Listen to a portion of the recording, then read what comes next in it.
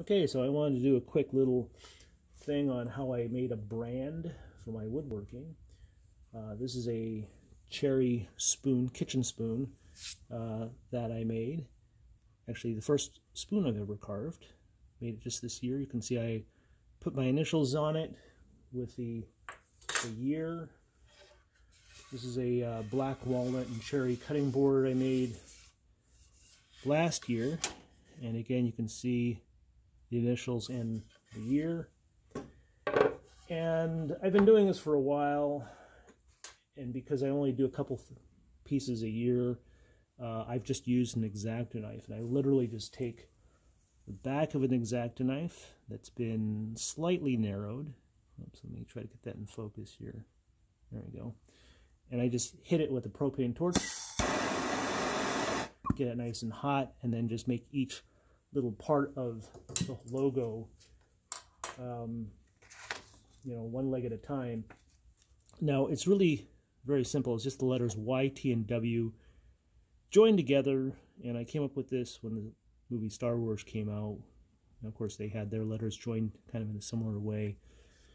And anyways, for a while I thought, well, maybe I could carve it out of a piece of brass or make it out of wire.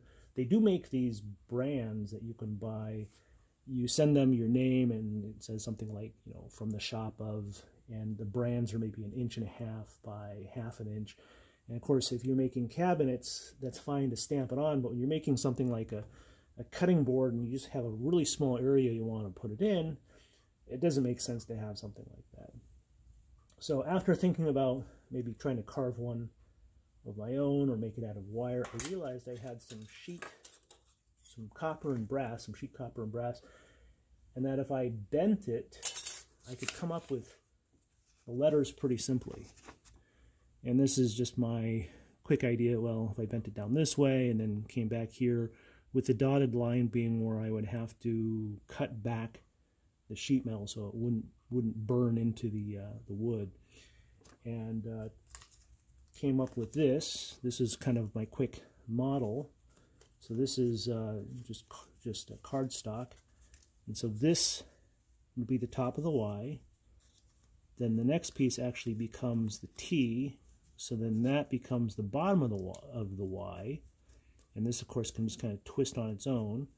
And then this part here is, as you can see, the W. With these vices, some pliers and a hammer, and a little patience, I was able to make this. Now, I ended up kind of screwing things up because I forgot I had to mirror image it, and so things got pretty twisted up.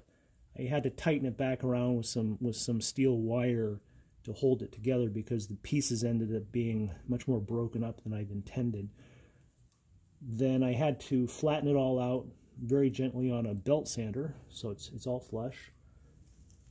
But this is the result, and I've actually used it already. It does take a little practice to know how hot to get it and how to just touch it on, but I will make another one here real quick.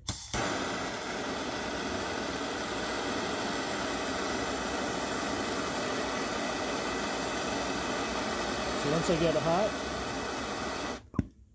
it just takes a second to press it gently. Oops. Let's try that again. There we go. So you can see this one here on the end. That's the new mark right there. So, thanks for watching.